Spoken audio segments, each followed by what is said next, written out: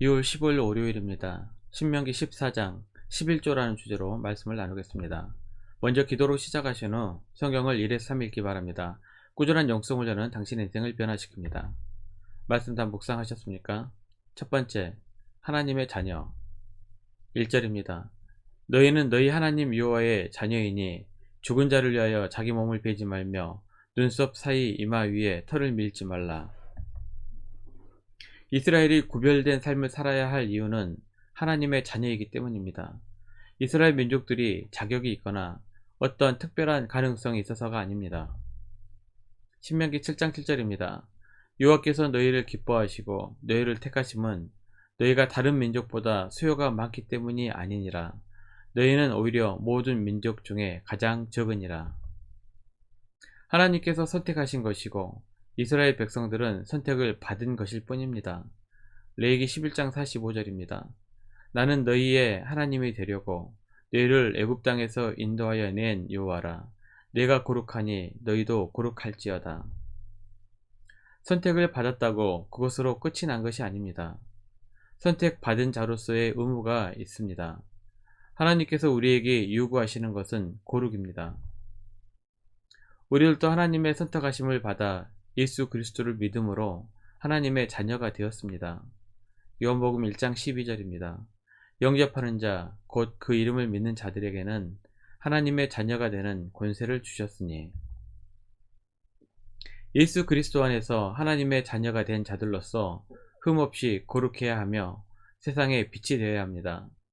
빌립보서 2장 15절입니다. 이는 너희가 흠이 없고 순전하여 어그러지고 거스르는 세대 가운데서 하나님의 흠없는 자녀로 세상에서 그들 가운데 빛들로 나타내며. 두 번째, 정한 짐승과 부정한 짐승. 3절입니다. 너는 가증한 것은 무엇이든지 먹지 말라. 정한 짐승과 부정한 짐승에 대해서는 레위기 11장에서 구체적으로 말씀하셨습니다. 신명기 14장에서도 다시 한번 모세의 설교를 통해 이스라엘 백성들에게 말씀하십니다. 정결한 짐승과 부정한 짐승은 어떤 기준으로 나뉘게 되었을까요? 말씀을 토대로 학자들이 부정한 짐승을 구분해 놓았습니다. 부정한 짐승으로 구별짓는 것은 위생학적 측면으로 건강을 해칠 위험이 있는 것, 이방 종교의 제사 의식의 제물로 쓰였던 것, 살아온 동물이나 사단을 상징했던 동물들을 부정한 것으로 구별하였습니다. 여러가지 이유로 부정한 동물들을 구별해 보지만 정확하게 맞는 것은 없습니다. 비교적 많은 학자들이 지지하는 구별법은 생명과 죽음으로 구별한 것입니다. 사체를 먹거나 먹이를 피 흘려 죽이거나 전염병을 일으켜 죽음을 유발하거나 죽은 영혼을 불러내는 데 사용되는 짐승은 부정한 짐승으로 분류를 합니다. 그런데 하나님께서 세상을 창조하셨을 때에 정한 짐승과 부정한 짐승으로 구별이 되었을까요? 하나님께서는 모든 짐승을 창조하신 후 보시기에 좋았다라고 말씀하셨습니다. 죄가 들어오기 이전에는 부정한 짐승은 없었습니다. 또한 하나님께서는 노아에게 모든 짐승은 먹을 수 있다고 말씀하셨습니다. 창세기 9장 3절입니다. 모든 산동물은 너희의 먹을 것이 될지라 채소같이 내가 이것을 다 너희에게 주노라. 노아의 때까지만 해도 부정하기 때문에 먹지 못하는 짐승이 없었습니다. 신약시대에 보면 여전히 율법을 지키는 이스라엘 사람들은 정한 음식과 부정한 음식으로 싸우는 모습을 보게 됩니다. 이때 예수님께서는 무의미한 싸움에 이렇게 말씀하셨습니다. 마가복음 7장 19절 20절입니다. 이는 마음으로 들어가지 아니하고 배로 들어가 뒤로 나감이라. 이러므로 모든 음식물을 깨끗하다 하시니라. 또 이르시되 사람에게서 나오는 그것이 사람을 더럽게 하느니라. 초대교회 시대에 하나님께서는 베드로에게 더 이상 부정한 짐승이 없다고 못을 박으십니다. 사도행전 10장 12절에서 15절입니다. 그 안에는 땅에 있는 각종 네 발 가진 짐승과 기는 것과 공중에 나는 것들이 있더라. 또 소리가 있으되 베드로야 일어나 잡아먹으라 하거늘 베드로가 이르되 주여 그럴 수 없나이다. 속되고 깨끗하지 아니한 것을 내가 결코 먹지 아니하였나이다 한데 또 두 번째 소리가 있으되 하나님께서 깨끗하게 하신 것을 내가 속되다 하지 말라 하더라. 신약시대 이후로 음식에 있어서 정결과 부정은 폐기가 됩니다.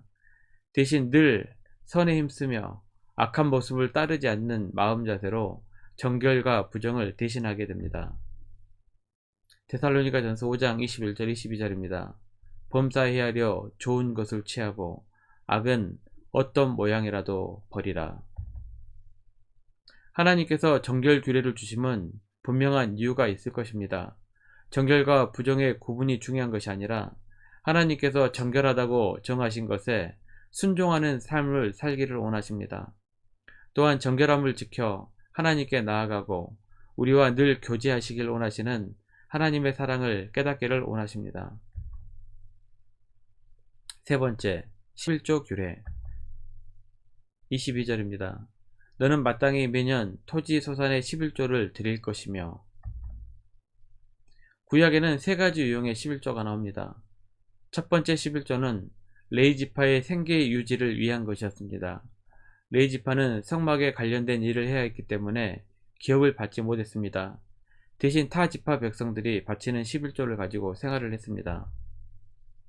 두 번째 11조는 각종 절기 때마다 온 가족과 친척들이 함께 음식을 먹고 즐기기 위한 것입니다.